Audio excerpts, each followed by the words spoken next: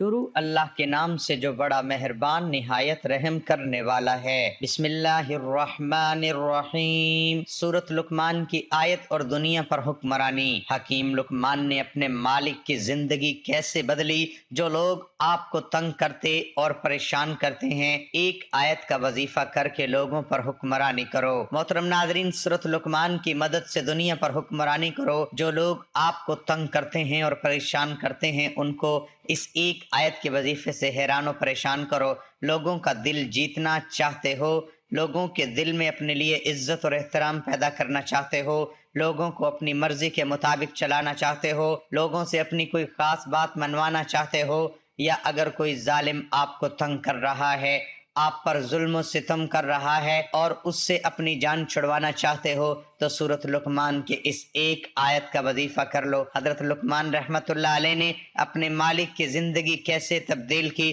کیسے ایک دیانتدار انسان کو دین کے راستے پر چلا دیا اور پھر وہ شخص صلاح وقت میں شمار ہونے لگا۔ ناظرین اکرام، قرآن اللہ رب العالمین کا پاک کلام ہے۔ اس دنیا کے تمام علوم ایک طرف رکھ دیجئے اور دوسری جانب قرآن پاک کی صرف ایک آیت رکھ دی جائے تو وہ آیتیں اس دنیا کے تمام علوم پر بھاری ہوں گی۔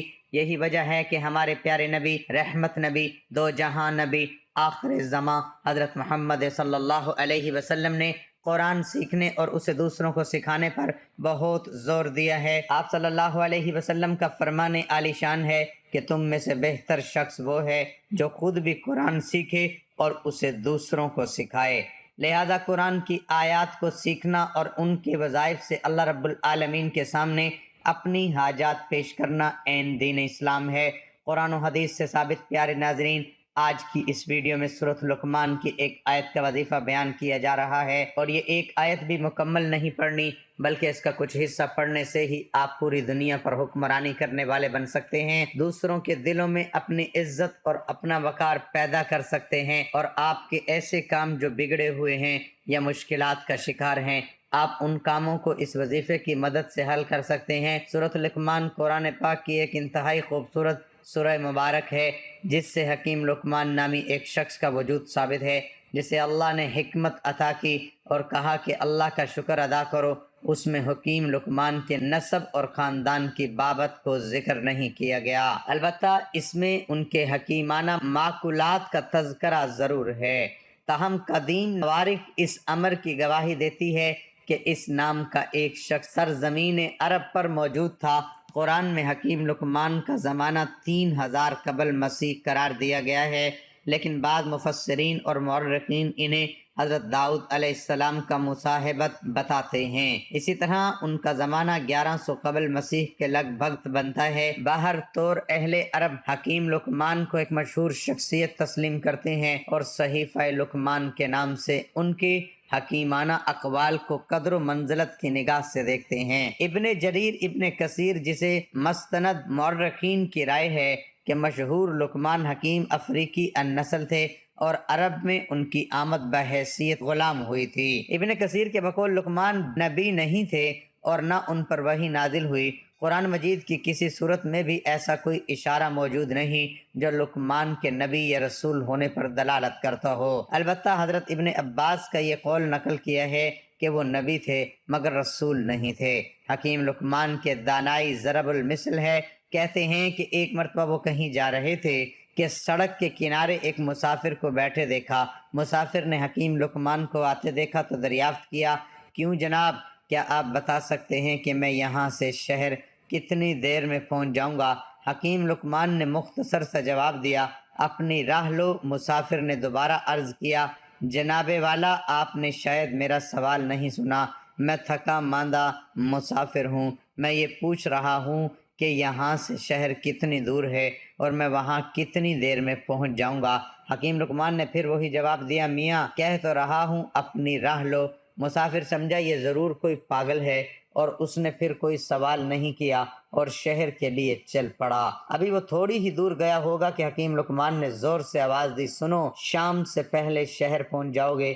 مسافر رک گیا اور واپس آ کر دریافت کیا، خوب، جب پوچھ رہا تھا تب تم نے کوئی جواب نہ دیا اور اب میں جواب سے مایوس ہو کر چل پڑا تو تم چیخ کر جواب دے رہے ہو۔ یہ کیا بات ہوئی؟ حکیم لقمان نے سادگی سے جواب دیا، پہلے تو تم بیٹھے تھے اور مجھے کچھ پتہ نہیں تھا کہ تمہارے چلنے کی رفتار کیا ہے۔ اب جو تمہیں چلتا دیکھا تو میں نے اندازہ لگا لیا کہ شہر تک پہنچنے میں تمہیں کتنا وقت لگے گا۔ حکیم لقمان کے بارے میں کہا جاتا ہے کہ آپ کی دانش مندی مسلم تھی۔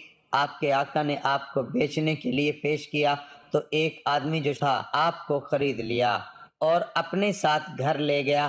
اب سارا دن اس کی خدمت میں مصروف رہے حتیٰ کہ رات آ گئی۔ جب آپ نے عشاء کی نماز پڑھی تو آپ کا آقا سو گیا، لہٰذا آپ ایک خالی کمرے میں تشریف لے گئے اور نماز ادا کرنے لگے۔ جب رات کا ایک پہر بیت چکا تو آپ نے اپنے آقا سے کہا، میرے آقا، بہشت کو آراستہ کر دیا گیا ہے اور جہنم کو بھڑکا دیا گیا ہے۔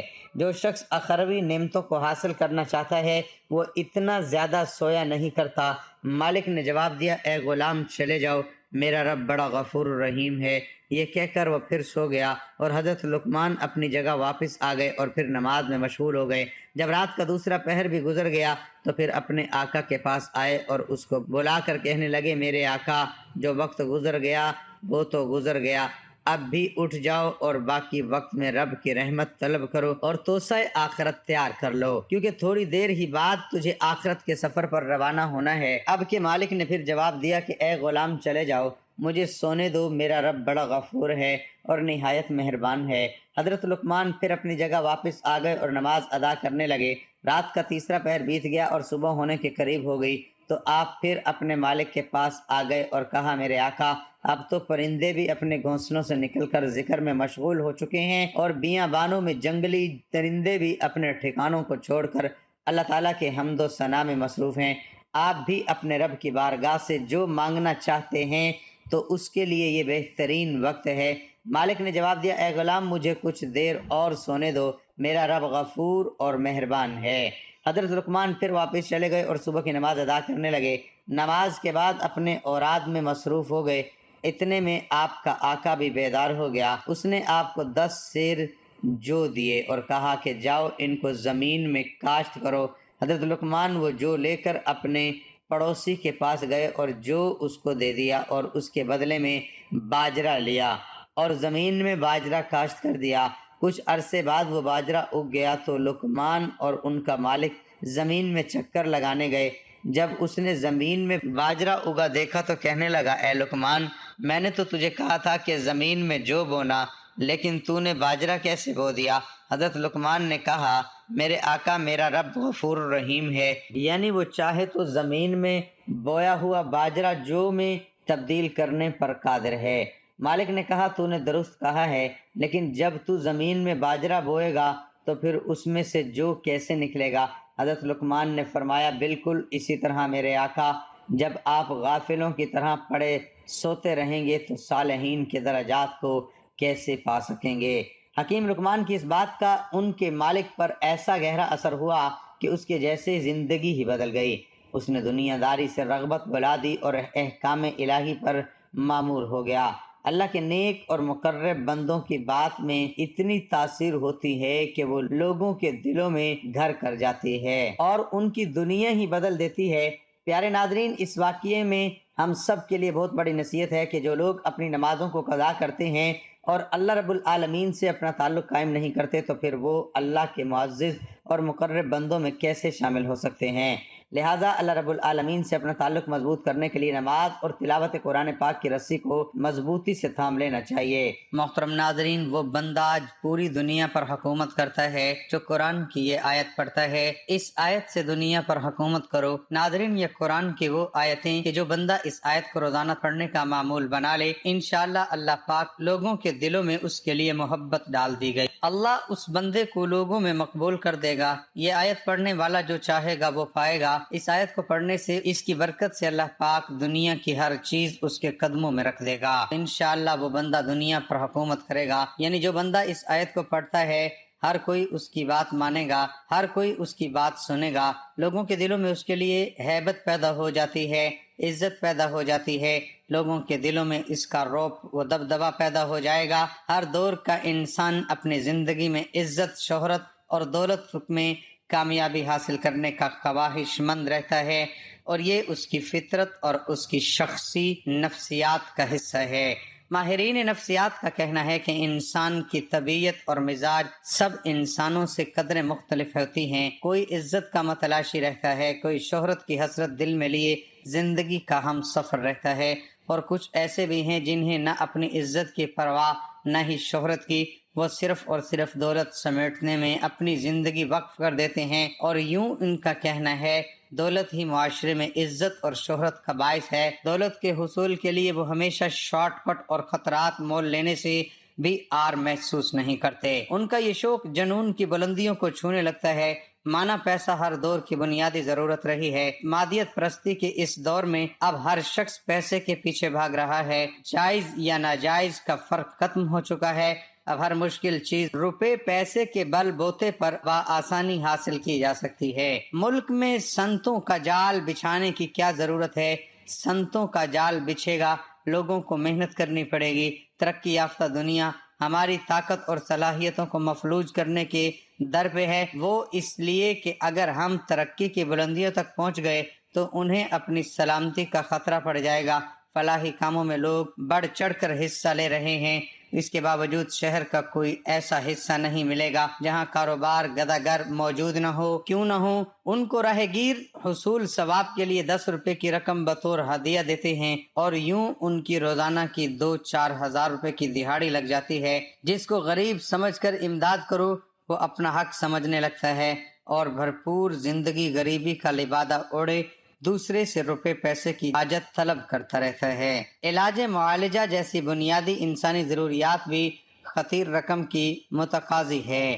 آج ہر شخص اسٹریٹ کرائم کا شکوہ کرتے ہوئے سنائی دے گا۔ جب معاشرے میں دولت کی تقسیم غیر منصفانہ ہو جائے اور بنیادی حقوق سے محرومی ہو جائے، کسی کو انصاف نہ ملے، تو معاشرے میں ناانصافی، وراثت میں خرد برد، قتل و غارت گری، ڈکیٹی، اشیاء خوردونی میں ملاوٹ، ناجائز منافع خوری جیسے عوامل جنم لینے لگتے ہیں، جو تمام کے تمام اسی ناجائز دولت کے حصول کا سب سے بڑا ذریعہ ہے۔ ایک زمانہ تھا جب دولت کی ہوس کا نام و نشان تک نہ تھا، لوگ اپنے کام کی طرف متوجہ رہتے تھے۔ یہی وجہ تھی کہ ان کے کام کا ایک معیار تھا، وہ عزت کے ساتھ شہرت کے بھی حقدار ٹھہرائے جاتے تھے۔ یہ قانون فطرت ہے کہ ہر انسان کو، چاہے وہ ذہنی یا جسمانی معذوری کا شکار ہو، اس کو اللہ تعالیٰ کوئی نہ کوئی وصف عطا کرتا ہے۔ اب سوال یہ ہے کہ خدا داد صلاحیتوں کے طفیل انسان اس وصف کو کس انداز میں استعمال کرتا ہے۔ کس دانا کا قول مشہور ہے کہ محنت میں عظمت ہے۔ محنت تو بے زبان جانور گدھا بھی بہت کرتا ہے، اور تمام دن مالک کی فرما برداری کرتا ہے۔ انسان اور جانوروں میں یہی فرق ہے کہ انسان کو ان تمام حیوانات پر برتری دی گئی، عقل و شعور دیا گیا، سو محنت کی جائے۔ عقل و شعور کے ساتھ اللہ تعالیٰ اپنی مخلوق کو غریب پیدا نہیں کرتا، غریب وہ اپنی حرکتوں سے ہوتا ہے۔ پیارے ناظرین، ہمارے بہت سے دوست، بھائی اور بہنیں ایسی ہیں جن کو اپنی زندگی میں بہت ساری مشکلات کا سامنا رہتا ہے۔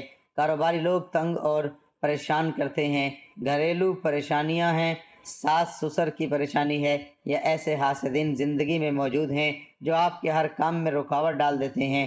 الغرض دوسرے لوگوں سے کسی بھی قسم کی پریشانی ہے تو اس کے حل کے لیے سورۃ لقمان کی آیت نمبر 20 کے ایک حصے کی تلاوت کرنے سے وہ پریشان حل ہو جاتی ہے۔ اس وظیفے کا مکمل طریقہ یہ ہے کہ سب سے پہلے بابدو حالت میں 3 مرتبہ درود ابراہیمی پڑھ لیں۔ محترم ناظرین، ایک بار میرے ساتھ درود پاک بھی پڑھیے تاکہ ثواب ملے۔ بسم اللہ الرحمن الرحیم۔ اللہم صلی علی محمد وعلی آل محمد کما صلیت علی ابراہیم وعلی آل ابراہیم انک حمید مجید۔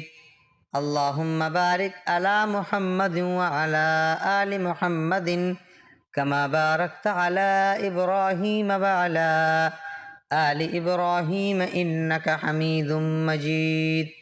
اس کے بعد سورۃ لقمان کی آیت نمبر 20 کا یہ حصہ پڑھے۔ وہ حصہ یہ ہے، ان اللہ سخر لکم ما فی السماوات وما فی الارض، اور اس کا ترجمہ یہ ہے بے شک اللہ نے جو کچھ آسمانوں میں بے شک اور جو کچھ زمین پر ہے سب کو تمہارے تابع کر دیا۔ آیت کے اس حصے کو آپ نے 41 مرتبہ پڑھ لینا ہے، اس کے بعد پھر سے 3 بار درود ابراہیمی پڑھ کر اپنے ہاتھوں پر پھونک مار کر اپنے چہرے اور سر پر پھیر لیں۔ ہاتھوں کے ساتھ ساتھ اپنے پورے جسم پر پھونک مار لیں اور اس کے ساتھ ہی پانی پر دم کر کے اسے بھی پی لیں۔ یہ عمل کم سے کم 7 دن لگاتار کریں، اور اگر اسے اپنا ہر روز کا معمول بنا لیں تو بہت ہی زبردست عمل ہے۔ مختصر سا عمل ہے، کسی بھی نماز کے بعد کر سکتے ہیں۔ جیسے جیسے یہ عمل کریں گے تو آپ خود دیکھیں گے کہ کس طرح سے لوگ آپ کو عزت اور احترام دینا شروع کریں گے۔ وہی لوگ جو آپ سے حسد کرتے تھے اور آپ کو دیکھ کر منہ چڑھاتے تھے، خواہ وہ کوئی قریبی رشتہ دار ہو یا کوئی کاروباری افراد، کوئی شریک والے رشتہ دار ہوں یا کوئی کاروباری شراکت دار ہوں، چند ہی دنوں کے عمل سے انشاءاللہ وہ آپ کو خصوصی توجہ دینے لگیں گے، آپ کی گفتگو سننے لگیں گے اور آپ کی ہر بات تسلیم کرنے لگیں گے۔ الغرض آپ جس شخص سے بھی جو بھی کام لینا چاہیں گے وہ خوشی خوشی آپ کی ہر بات ماننے کے لیے تیار رہے گا۔ جان لیجئے کہ یہ معمولی عمل نہیں ہے، کلام پاک سے لیا گیا مجرب اور خاص الخاص عمل ہے۔ اس عمل کو ہرگز معمولی نہ سمجھیے گا اور خاص توجہ اور یقین کے ساتھ اس عمل کو کرنا شروع کر دیں۔ انشاءاللہ دیکھتے ہی دیکھتے آپ کے حالات بدلنے لگیں گے، تمام بگڑے کام اللہ کی رضا سے حل ہونے لگیں گے۔ دنیا کی تمام ترقی محض محنت ہی کا نتیجہ ہے۔ بہت سے لوگ اپنا وقت فضول کاموں میں ضائع کر سکتے ہیں، غیر ضروری مصروفیات میں زندگی گزار سکتے ہیں، لیکن دولت حاصل کرنے کے لیے محنت یعنی انتھک محنت نہیں کر سکتے، دوسروں کے آزمودہ طریقوں سے استفادہ نہیں کر سکتے، ان کے نقش قدم پر نہیں چل سکتے، وہ قناعت پسندی کے فریب میں ساری زندگی گزار دیتے ہیں۔ ان کی مثال اس مینڈک کی سی ہے جو یہ سمجھتا ہے کہ کنویں سے باہر سمندر نام کی کوئی شے نہیں ہے۔ قناعت پسندی اپنے اصل معون میں ایک سکون بخش رویہ ہے، لوگ اس کے معنی نہیں سمجھتے۔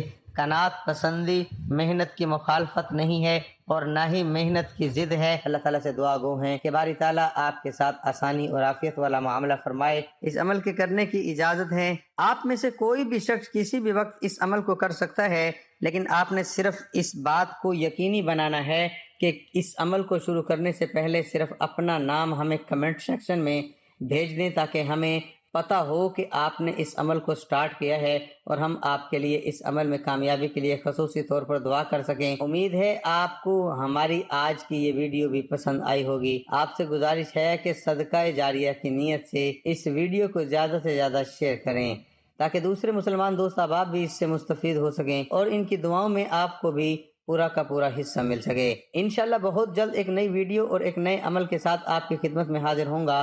اپنا بہت سارا خیال رکھیے گا، دعاؤں میں یاد رکھیے گا۔ اللہ ہم سب کا حامی ناصر ہو۔ اللہ تبارک و تعالیٰ سے دعا ہے کہ نیکی کی بات کو سننے اور سمجھنے اور اس پر عمل کرنے کی طاقت و توفیق مرحمت فرمائے۔ میرا سنانا اور آپ کا سننا قبول و منظور فرمائے، آمین یا رب العالمین۔